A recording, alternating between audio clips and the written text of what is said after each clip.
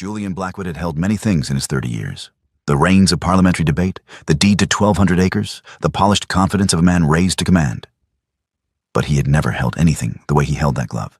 His mother found him at dawn, still dressed from the night before, hand pressed against his chest as though protecting a wound. And inside his closed fist was a piece of worn kidskin that belonged to a woman he had told her 3 weeks earlier he would forget by Tuesday. The glove was creased at the knuckles from years of work, stained faintly at the fingertips, something that smelled of lavender and camphor. And Julian's grip on it was so tight that when Constance touched his shoulder to wake him, his first instinct was not to open his eyes, but to pull it closer. She did not ask him why he had it, or how long he had been holding it, or what had changed between the Tuesday he had promised and the dawn that found him clutching proof that he had failed. She simply sat on the edge of his bed, looked at her son's face, unguarded in sleep in a way it never was in waking, and understood that the woman whose glove he held had done something no one else in Julian's carefully ordered world had ever managed. She had made him forget himself.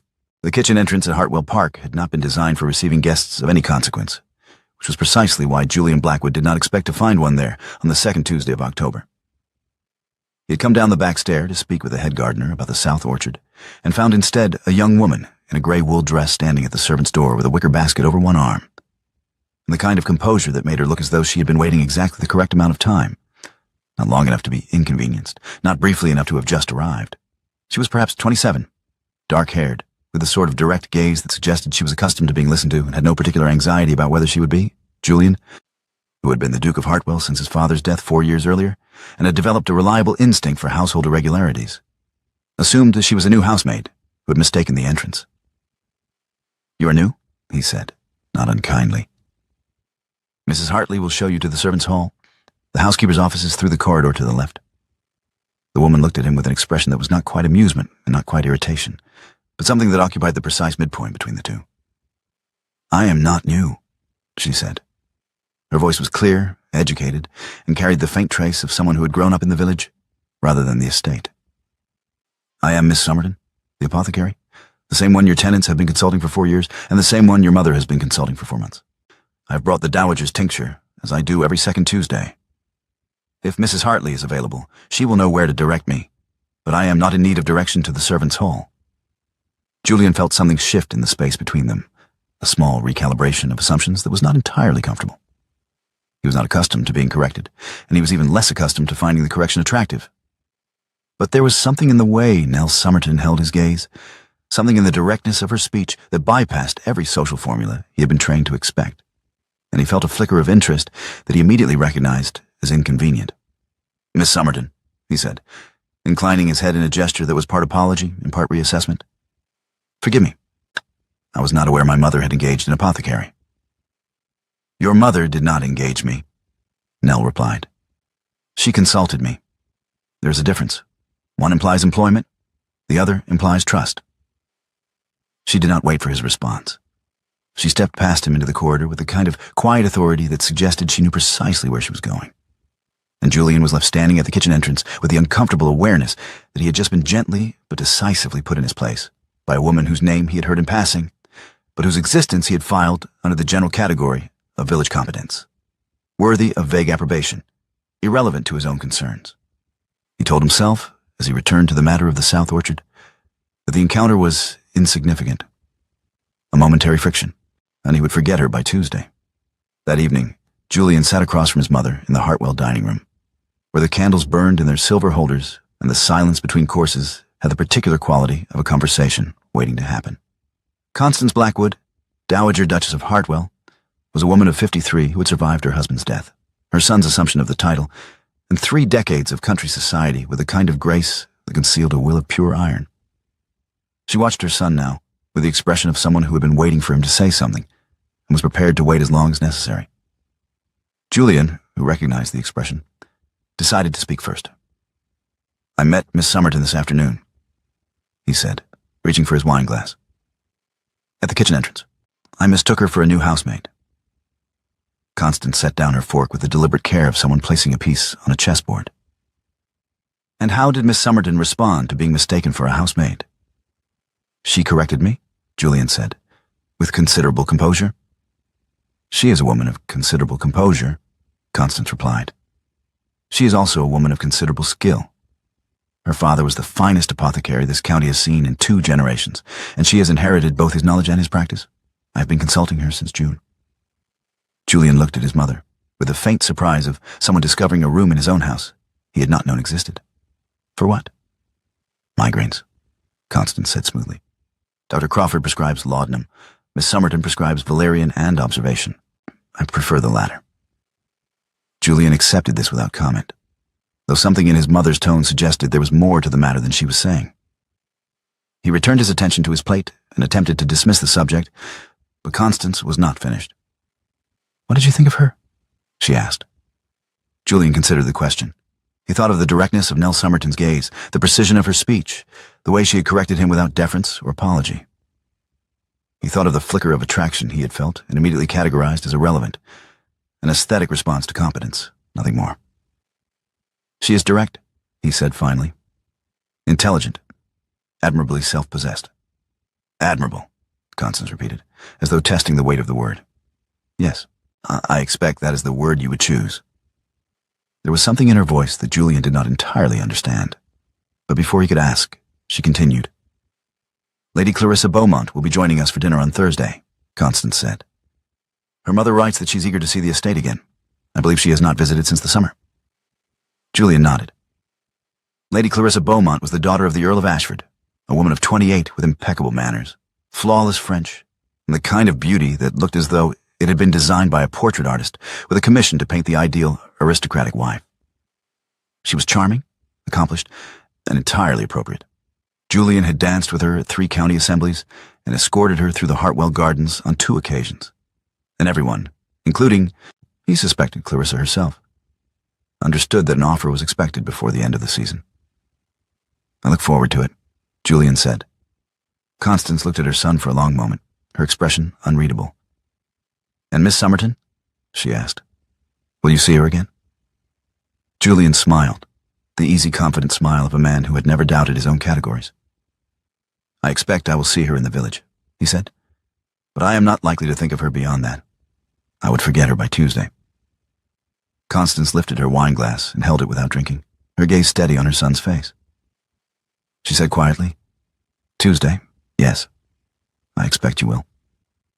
She set the glass down on the mahogany table with a soft, deliberate sound, and Julian, who had been raised to notice the smallest shifts in his mother's tone, he felt the faint prickle of unease that came from knowing he had said something his mother found significant, and he did not yet understand why.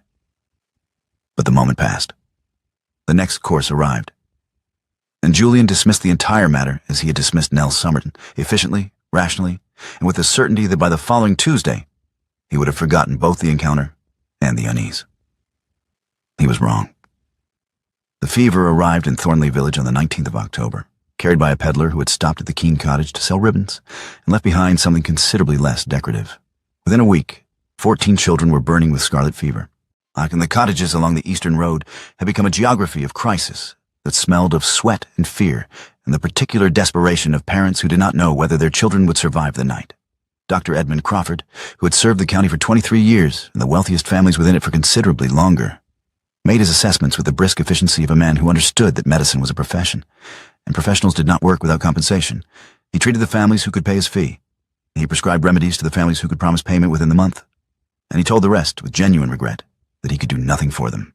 Nell Somerton heard about the fever on a Thursday morning when Mary Briggs appeared at her cottage door with her youngest son Thomas in her arms and terror in her eyes. He is burning, Mary said. Dr. Crawford came yesterday and said it was in God's hands. But I thought, Miss Somerton, I thought you might. She did not finish the sentence.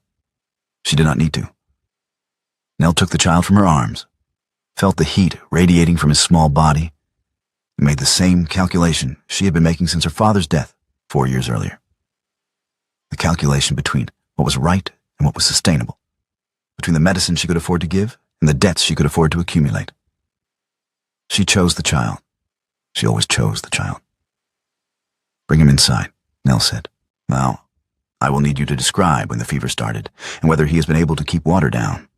By the end of the week, Nell was moving between cottages with her father's medical case and a diminishing supply of willow bark, feverfew, and camphor, ingredients her father had purchased on credit from Mr. Enderby in Bath years earlier, and which Nell had been paying down at 3 shillings a week ever since.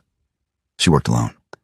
She did not ask for help because help required coordination, and coordination required time, and time was the one thing the children burning in those cottages did not have. The village watched. The tenants who could not pay Dr. Crawford brought their children to the apothecary's daughter and paid her in eggs, firewood, and the kind of gratitude that could not be deposited at Mr. Enderby's shop. The tenants who could pay Dr. Crawford watched Nell Somerton move between cottages at all hours and wondered, privately, whether competence and compassion might be worth more than credentials. And Julian Blackwood, who received a report from his estate steward on the 26th of October detailing the scope of the outbreak and the likelihood of further contagion, made a decision that he told himself was entirely rational and had nothing whatsoever to do with the woman he had promised to forget by Tuesday. He opened the east wing of Hartwell Park as a makeshift ward. "Send word to the village," Julian told his steward. "Any family with a child suffering from the fever may bring them to the estate. Mrs. Hartley will prepare the east wing. I want beds, linens, and water available by this evening." The steward, a man named Peters who had served Julian's father and understood the economics of estate management, hesitated. "Your Grace," he said carefully, "Dr. Crawford has indicated that the fever is most dangerous to those in close quarters. Opening the estate to the tenants may risk the household staff." "Then the household staff may take precautions," Julian replied. "But the children will not be left to burn in cottages without adequate care. Send the message, Peters." Peters sent the message. And by nightfall, the first families had begun arriving at Hartwell's east entrance, carrying children wrapped in blankets and the kind of hope that comes from knowing that a duke's house is cleaner, warmer, and better supplied than anything they could provide in their own homes. Nell Somerton arrived an hour later with her father's medical case and no invitation whatsoever. She walked past the footman at the east door, past Mrs. Hartley in the corridor, and directly into the largest of the prepared rooms, where she set down her case, removed her gloves, and began issuing instructions to the household staff, with the calm authority of someone who had been managing crises since she was old enough to compound a tincture. "I will need boiled water in each room," she said to Mrs. Hartley. "Clean linens changed every 4 hours. The windows should remain open regardless of the temperature. The air must move. And I will need someone to take note of which children are keeping water down and which are not. Can you read and write?" Mrs. Hartley, who had been the Hartwell housekeeper for 16 years and was not accustomed to taking orders from anyone other than the Duke or the Dowager, looked at Nell Somerton with an expression that might have been offense and might have been respect. "I can read and write, Miss Somerton," she said. "Good," Nell replied. "Then you will keep the log. I will check it every 2 hours." She turned to the nearest bed, where a child of perhaps 5 lay shivering beneath a blanket, and knelt beside him with a kind of focused attention that made everything else in the room irrelevant. Julian, who had been standing in the corridor outside and had heard every word of the exchange, felt the same flicker of interest he had felt at the kitchen entrance 3 weeks earlier. Only now, it was not a flicker. It was something considerably more difficult to dismiss. He told himself it was admiration. He told himself it was the rational appreciation of competence in action. He told himself that what he felt watching Nell Somerton take command of his household without asking permission was no different from what he felt watching a well-managed parliamentary debate or a perfectly executed military maneuver. He told himself all of this because the alternative, that what he felt was attraction, and that attraction was pulling him toward a woman who occupied a category his entire education had taught him to admire from a distance, was not something his philosophy permitted him to consider. So he called it admiration. And he walked the east corridor 4 times that day, listening for her voice through the doors, and told himself he was simply ensuring that his household was being managed appropriately. The village, watching the Duke of Hartwell carry water to the east wing and follow the apothecary's daughter's instructions without question, was not convinced. Lady Clarissa Beaumont, who heard about the arrangement from her mother's housekeeper and visited Hartwell on the 3rd day of the outbreak, was even less convinced. She found Julian in the corridor outside the ward, sleeves rolled to his elbows and a basin of water in his hands, and looked at him with the kind of carefully modulated concern that suggested she had rehearsed the expression before arriving. "Julian," she said, her voice soft with worry. "Should you be doing this? Surely the staff are occupied," Julian said. "And the work needs doing." Clarissa glanced toward the open door of the ward, where Nell's voice could be heard giving quiet instructions to a mother about how to position her child to ease his breathing. "Miss Somerton seems very capable," Clarissa said. "She's the most capable apothecary within 40 miles, Julian replied.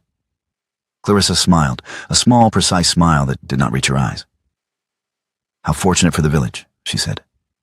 She stayed for 20 minutes, offered help that required supervision, and left with the kind of gracious sympathy that looked perfect and accomplished nothing. Nell, who had been in the ward for 16 hours and had not stopped moving, did not notice Clarissa's visit. She noticed only that the Duke of Hartwell had carried water without being asked, and that his hands were steady when he held a child so she could check for the rash, and that when she told him to open the windows wider, he did so without question. She did not know what to make of a Duke who followed her instructions, so she focused on the children and told herself that his presence was a logistical convenience, and tried very hard not to notice the way he watched her when he thought she was not looking. Nell moved her entire operation into Hartwell on the 4th day of the outbreak, when it became clear that traveling between the estate and the village was costing her more time than she could afford. She set up her workspace in the small library adjacent to the East Wing, where she could compound tinctures and prepare poultices without leaving the children unattended for more than a few minutes at a time. Julian opened the room to her without comment, and Mrs. Hartley provided a workbench, a spirit lamp, and access to the household stores of vinegar, salt, and honey. The arrangement was temporary, practical, and entirely rational. It was also the most intimate proximity Julian had ever maintained with a woman who was not a member of his family, and he was beginning to understand that rationality and intimacy were not mutually exclusive categories. He found reasons to walk the East Corridor. He told himself he was monitoring the situation. He told himself he was ensuring that the household resources were being appropriately deployed. But the truth, which he did not admit even to himself, was that he was listening for Nell's voice, and that when he heard it, something in his chest eased in a way that had nothing to do with estate management. He carried water. He held children while Nell checked their pulses. He followed her instructions with the kind of obedience he had never shown anyone, and when Mrs. Hartley remarked to the under-housekeeper that the Duke of Hartwell was taking orders from a village apothecary, the under-housekeeper replied that perhaps the Duke had finally met someone worth taking orders from. The household staff noticed. They noticed that His Grace waited outside the library door until Miss Somerton emerged. They noticed that he carried her case when she moved between rooms. They noticed that when she spoke, he listened with the kind of attention he usually reserved for parliamentary briefs, and that when she corrected him, which she did frequently and without apology, he did not bristle. He learned. Clarissa visited again on the 7th day and offered to read to the children. Nell thanked her and handed her a primer, and Clarissa spent 40 minutes reading in a clear, pleasant voice that required no effort and produced no particular result. When she left, Nell returned to the bedside of a child who was struggling to breathe and did not look up until the crisis had passed. Julian, who had watched both women work, understood for the first time that there was a difference between help that looked gracious and help that saved lives, and that the difference was the same as the difference between admiration and necessity. He still called what he felt admiration, but the category was beginning to fracture. The fever intensified on the 9th night, when the East Wing became a place where time moved differently, measured not in hours, but in breaths, not in days, but in the increments of a child's temperature rising or falling beneath a cloth soaked in vinegar and water. Nell had not slept for more than an hour at a time in a week, and Julian had stopped pretending he had any responsibilities more important than being present when she needed another pair of hands. It was during this night that the first true intimacy between them occurred, not a conversation, not a glance, but a moment of physical necessity that bypassed every social boundary Julian had been raised to maintain. Nell was in the center of the ward, kneeling beside a boy of perhaps 7 whose convulsions had started an hour earlier and showed no sign of stopping. His mother stood against the wall, the hands pressed to her mouth, and Nell's voice was calm and steady as she called across the room. "Your Grace," she said. And Julian, who had been standing in the doorway, crossed to her side without hesitation.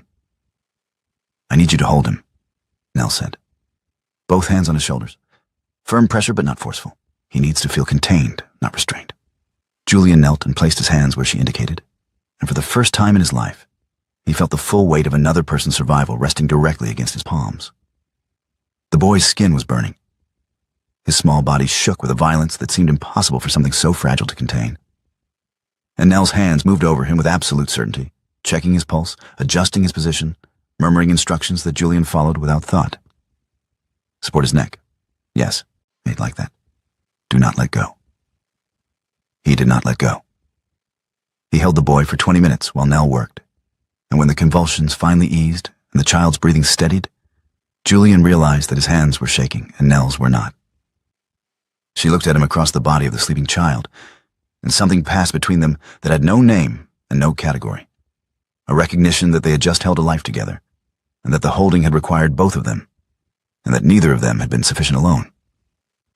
"Thank you," she said quietly. Julian nodded. He did not trust himself to speak. He stood, and his hands felt strange and empty, without the weight of the child against them. and he understood that something had shifted in a way that could not be shifted back. Over the next 3 nights, the physical intimacy between them built through crisis in ways that felt both necessary and inevitable. Nell grabbed his wrist to steady her hand when exhaustion made her fingers tremble, and Julian wrapped his hand around hers from behind, his thumb finding her pulse, his strength serving her precision. He draped his coat over her shoulders when she walked between the ward and the cottage in the rain, and she wore it until morning, too tired to remove it. And when she finally returned it, the wool smelled of lavender and camphor and something else that Julian could not name but recognized as hers. He told himself it was alliance. He told himself it was the intimacy of shared purpose. He told himself that what his body had already decided, that Nell Somerton was necessary, that her presence had become the axis around which his days turned, was simply the rational response to competence under pressure. But on the 12th night, when Thomas Briggs's fever spiked and Nell's face went white with fear, Julian stopped telling himself anything at all. He simply stayed. Thomas Briggs was 6 years old, the youngest of 4 children, and the fever that had touched him lightly at first turned vicious on the 12th night, with a kind of speed that left no time for philosophy or category. Dr. Edmund Crawford, summoned by Mary Briggs in desperation, examined the boy and delivered his assessment with the tone of a man who had seen this before and knew how it ended. "The fever is in God's hands now," Crawford said. "I can do nothing more." Nell, standing in the doorway of the sick room, heard the pronouncement and felt something cold and final settle in her chest. She waited until Crawford had left, until Mary Briggs had collapsed into a chair with her face in her hands, and then she crossed to the bed and placed her hand on Thomas's forehead. He was burning. His pulse was rapid and thready. His breathing was shallow. And Nell, who had learned medicine from a father who believed that God's hands worked through human hands and that surrender was not the same as faithfulness, made a decision. "I am taking over," she said. Mary looked up, her face streaked with tears. "Miss Somerton, Dr. Crawford said—" "Dr. Crawford said he could do nothing more," Nell interrupted. "I did not say that. I need you to bring me cold water, clean cloths, and the willow bark tincture from my case. And I need you to trust me." Mary Briggs, last who had known Nell since she was a girl learning her father's trade, nodded and stood. Julian, who had been standing in the corridor and had heard every word, entered the room. "What do you need?" he asked. Nell looked at him, and for the first time since the outbreak began, he saw fear in her eyes. Not the manageable concern of a professional assessing risk, but the raw, unguarded terror of someone who understood that she was about to attempt something that might fail, and that failure would mean a child's death. "I need you to stay," she said. "I need you to follow every instruction I give without question, without hesitation, and without leaving this room until I tell you it is safe to leave. Can you do that?" He said yes. And so he stayed. For 6 hours, the Duke of Hartwell followed the instructions of a village apothecary as though his life depended on it, because a child's life did. He supported Thomas's neck while Nell poured tincture between his lips. He changed the cold compresses on the boy's forehead every 10 minutes. He held the basin while Nell worked, and when she told him to describe the changes in Thomas's breathing, he did so with the precision of someone who understood that observation was not passive, but active, and that the smallest detail might be the one that saved a life. At midnight, Thomas's fever spiked again, and Nell's hands began to shake, not from fear, but from exhaustion, from the cumulative weight of 12 days without sleep, and the knowledge that she had nothing left to give except her presence and her will. Julian saw the tremor in her hands and acted without thought. He stepped behind her, wrapped his hand around her wrist, and steadied the tremor so she could pour the next dose of tincture without spilling it. His hand was warm, his grip was firm, and his thumb, resting against the inside of her wrist, found her pulse and held it as though he were counting her heartbeats, as though he needed to know that she was still there, still breathing, still fighting. "Tell me when the breathing changes," Nell said, her voice barely audible.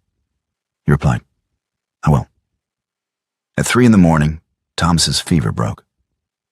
The change was sudden. One moment the boy was burning, the next his skin was cool and damp, and his breathing eased into the deep, steady rhythm of sleep. Nell placed her hand on his chest, felt the rise and fall, and closed her eyes. She said quietly, "He will live." Mary Briggs, who had been sitting in the corner with her hands folded in prayer, began to weep. Julian, who had not released Nell's wrist, felt her pulse slow beneath his thumb and understood that the crisis was over, and that he was still holding her. He let go. She stepped away, and neither of them spoke. At dawn, Nell walked to the library and sat in the chair by the window. She did not intend to sleep. She intended to rest for 10 minutes and then return to the ward. But exhaustion overtook intention, and within moments she was asleep, her head tipped back against the chair, one hand resting in her lap. The other hand, still gloved, slipped from the armrest and fell to the floor. Julian, who had followed her to the library to ask whether she needed anything, saw the glove fall. He crossed the room, picked it up, and stood holding it in the gray light of early morning. It was kid skin, worn at the fingertips from years of work.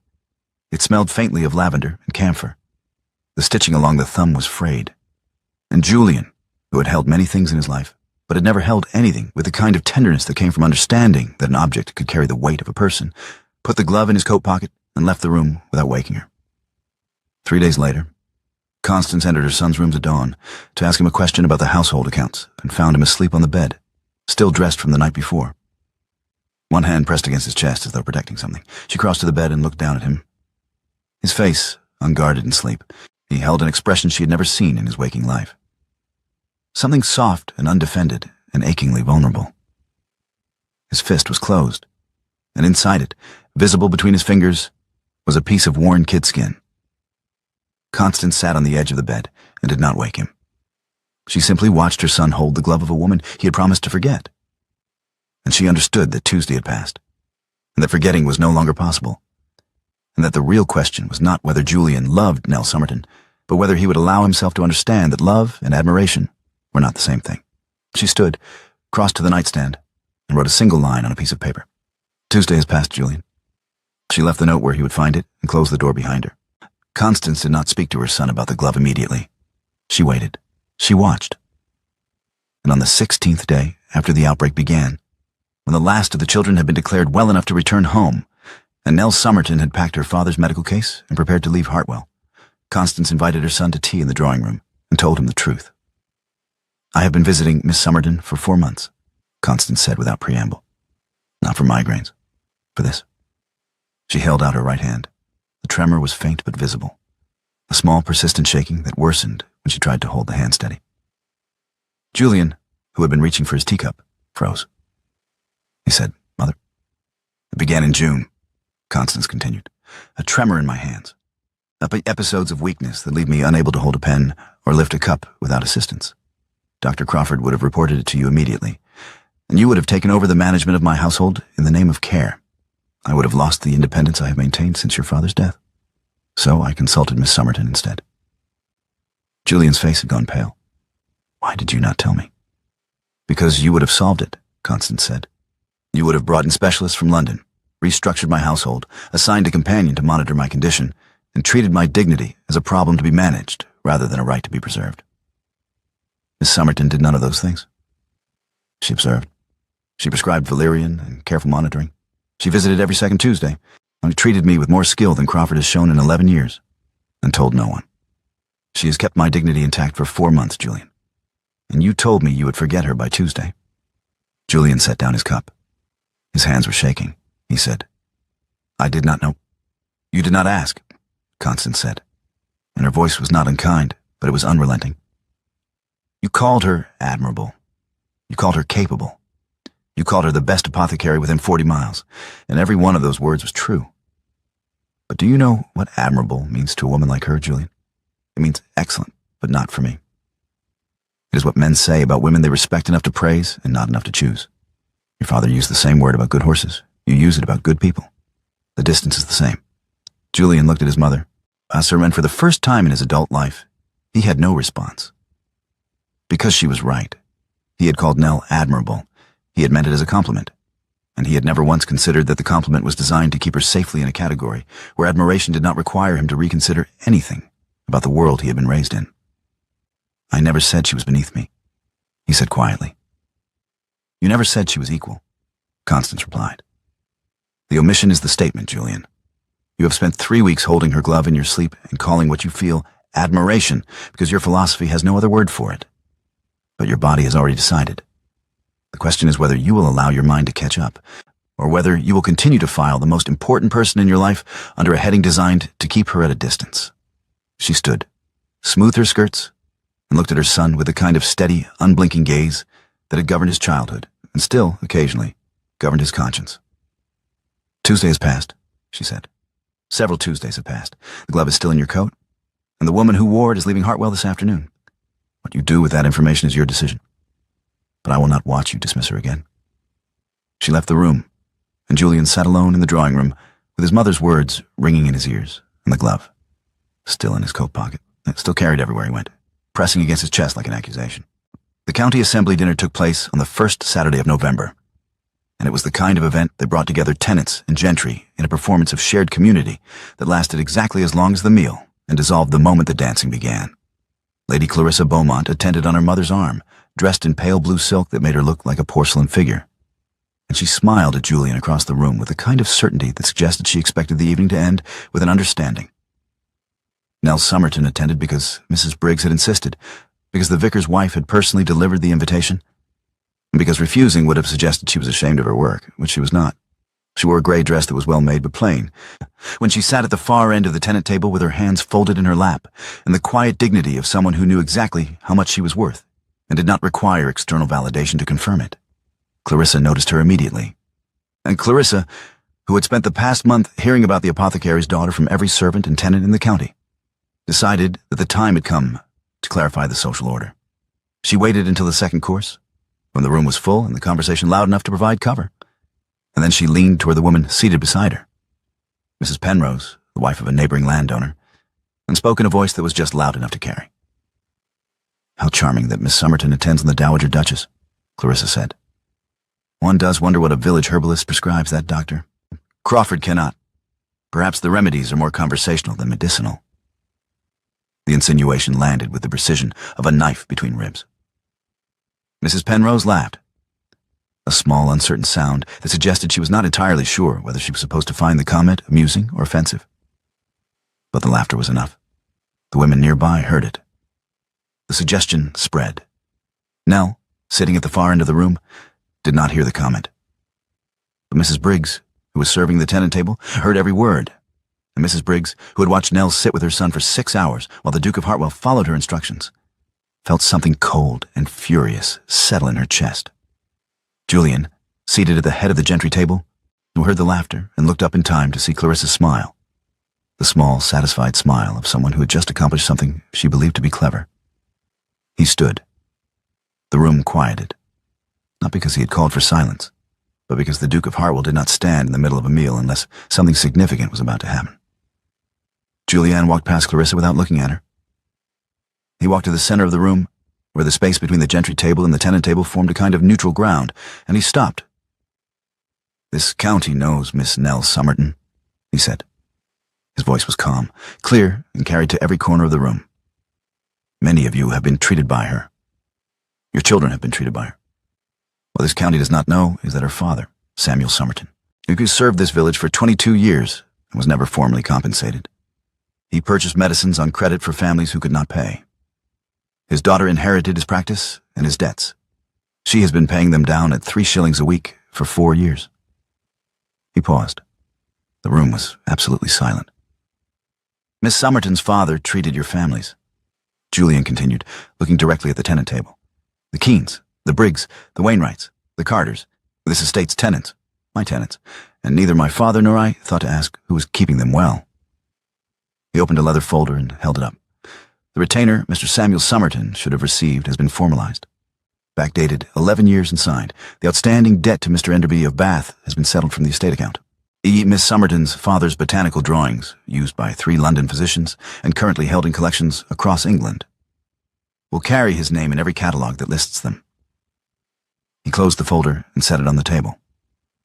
"I told my mother I would forget Miss Somerton by Tuesday," Julian said. "I was wrong. But being wrong about forgetting her is not the admission that matters. The admission that matters is that." He turned to face the room, and his gaze swept across the gentry table, across Clarissa's pale, shocked face, and came to rest on Nell. "I called her admirable," he said. "I called her capable. I called her the best apothecary within 40 miles. and every one of those words was designed to keep her safely in a category where admiration does not require me to reconsider anything about the world I was raised in. I was raised to believe that some people are worthy of praise and other people are worthy of equality, and that the two categories are distinct. I was wrong, and I am reconsidering. He sat down. What followed was not the hush of shock, but the quiet of a room reorganizing itself around a new center of gravity. And then Mrs. Briggs, standing at the edge of the tenant table with a serving tray in her hands, spoke. "Miss Somerton sat with my boy for 6 hours," she said. Her voice was steady and loud enough to carry. "She did not sleep. She did not ask for payment. She saved his life." The vicar's wife stood. "Samuel Somerton delivered my 3 children," she said. "He never sent a bill. I paid him in preserves and mending. It was never enough." William Keene, a tenant farmer of 50, rose from his seat. "Sam Somerton set my arm in 98, he said. "I paid him in apples. He told me it was sufficient. It was not." One by one, the tenants stood, and one by one, they spoke. Not about Nell's skill, though they mentioned it, but about her father's service, about the debts that had never been paid, about the years of care that had been given freely and never acknowledged. Clarissa watched the room transform around a woman in a gray dress, and she understood, with the cold clarity of someone who had just lost a game she had not realized she was playing, that she had been outclassed. She stood, murmured something to her mother about a headache, and left. Nell sat very still. Her hands were folded in her lap. Her eyes were bright, but her spine was straight. And when Julian finally looked at her across the room, she met his gaze and held it. He did not approach her. He had said what cost him. What happened next was hers to decide. Nell left the assembly an hour later, when the dancing had begun and the room had reorganized itself into the familiar patterns of gentry and tenants occupying the same space but not the same world. She walked alone, as she always did, along the lane that led from the assembly rooms to her cottage, and she did not look back. Julian followed at a distance, keeping far enough behind that she would not feel pursued, but close enough that he could see her in the moonlight. He had no plan. He had no speech prepared. He knew only that he could not let her walk home alone, and that if she told him to leave, he would leave, but that he had to try. She stopped in the lane, halfway between the assembly rooms and her cottage, and turned. "You're following me?" she said. He said, "Yes." "Why?" "Because I did not say everything I needed to say." Nell looked at him, and in the moonlight, her face was unreadable. "You said a great deal," she said. "You acknowledged a debt. You named a wrong. You told an entire room that you were reconsidering your philosophy, but you did not say you loved me." Julian took a step closer. He said, "No, I did not." "Why?" "Because the assembly was not for you," he said. "It was for your father, for the tenants, and for a debt my family should have paid years ago. If I had said I loved you in that room, every person present would have heard a duke claiming a village woman after making a generous speech. Charity followed by acquisition. I will not make loving you look like the final act of condescension." Nell's breath caught. She had not expected honesty. She had expected another category. Another carefully chosen word designed to keep her at a distance. But this was something else. "Then say it here," she said, "where no one can hear it except me." Julian closed the distance between them until he was standing close enough that she had to tilt her head back to meet his eyes. "I love you," he said. "Not because you are admirable, though you are. Not because you are capable, though you are. I love you because you corrected me in a corridor, and I have not recovered. Because you held a dying child with steady hands while mine shook. Because I carried your glove for 3 weeks. My hand knew what my philosophy would not permit. I love you, and the word admirable will never be sufficient again." Nell said quietly, "That is better than admirable." "What is it?" She said, "Honest. It is honest." She reached up, gripped the lapels of his coat, and pulled him down to her level. The kiss happened in the lane between the assembly rooms and her cottage, in the borderline geography that belonged to neither his world nor hers, and Nell did not rise to meet him. She brought him down. The geometry held. When they finally pulled apart, Julian rested his forehead against hers and closed his eyes. "I do not know how to do this," he said. "I do not know how to love you in a way that does not look like possession." "Then we will learn together," Nell replied. "Slowly, thoroughly. There is a difference." December arrived with frost on the windows of Hartwell Park, and the kind of cold that made the fires burn brighter and the evenings longer. Constance and Julian sat at dinner in the same room where, 2 months earlier, Julian had promised to forget Nell Somerton by Tuesday. The candles burned in their silver holders. The quiet between them was comfortable. "What did you think of Miss Somerton today?" Constance asked. Julian set down his glass and smiled. Not the practiced social smile he used in public, but something unrehearsed and genuine. "She told me my Latin pronunciation is lazy," he said. "She corrected my understanding of Comfrey. And she permitted me to carry her case on the walk to the village, which I'm told constitutes considerable progress." "And will you forget her?" Constance asked. Julian looked at his mother, and the echo of the earlier conversation hung in the air between them like a question that had finally been answered. "I have not forgotten her since the first Tuesday," he said. On the table between them, placed on the linen like a piece of the setting, was the worn kid-skin glove, not hidden in a coat pocket, not carried in secret, placed where it belonged. Constance reached out and touched it, her fingers trembling slightly with a tremor that Nell managed and that no one else knew about. "She's coming for dinner on Thursday," Julian said. "At the kitchen door?" Constance asked. "At the front door," Julian replied. "I have been thinking about doors, Mother. Which ones I use. Which ones I expect other people to use. I am revising." Constance smiled. She said, "Good. It is about time." Spring came to Thornley with a kind of light that made everything look new, and Nell Somerton sat at her workbench in the cottage her father had left her, working on a foxglove illustration that required the precision her father had taught her and the patience she had learned on her own. Each stamen was counted. Each petal was rendered with absolute accuracy. At the bottom of the page, in her careful script, she wrote, "Illustrated by N. Somerton, Thornley." Julian arrived in the afternoon, as he had arrived every afternoon for 3 months. He sat on the stool that was too small for a duke and watched her work with a kind of attention that suggested he had nowhere else he would rather be. "Mr. Enderby sends his regards," Julian said. "He says you are underdosing the children's willow bark." "Mr. Enderby is a pharmacist, not a clinician," Nell replied without looking up. "I told him you would say that." She set down her brush and looked at him. "Your mother's tremor is improving," she said. "Because of you." "Because of valerian and regular sleep," Nell said. "I merely deliver them." "You merely deliver everything?" Julian said. "The medicine, the honesty, the correction, the unrelenting insistence that I look at what is in front of me instead of what I was taught to see." Nell stood and crossed to where he sat. She took his hand, the hand that had held her glove, the hand that had held Thomas Briggs, the hand that had signed a retainer his father should have written. She held it without gloves, bare hand to bare hand, the first time without kidskin between them. "You are learning," she said. He replied, "Slowly, thoroughly," Nell said. "There is a difference." On the shelf behind her, 2 pairs of gloves sat side by side, the worn pair she had been using for years, these stained at the fingertips with the evidence of her work. And a new pair, fine kid skin, a gift from Julian, given without reason or occasion, given simply because he wanted to give it. She wore the old ones to work. She kept the new ones on the shelf beside her father's case, the first gift given without transaction, the first gift that was not medicine or payment or obligation, the first gift that was simply a gift. The cottage held them, the door was open. The lane outside led to Hartwell in one direction and the village in the other, and they sat in the middle where the border was, where the categories dissolved, where a duke on a stool too small and an apothecary with herb-stained hands were learning, slowly, thoroughly, that the distance between admiration and love was the distance between a closed door and an open one, from everything beginning.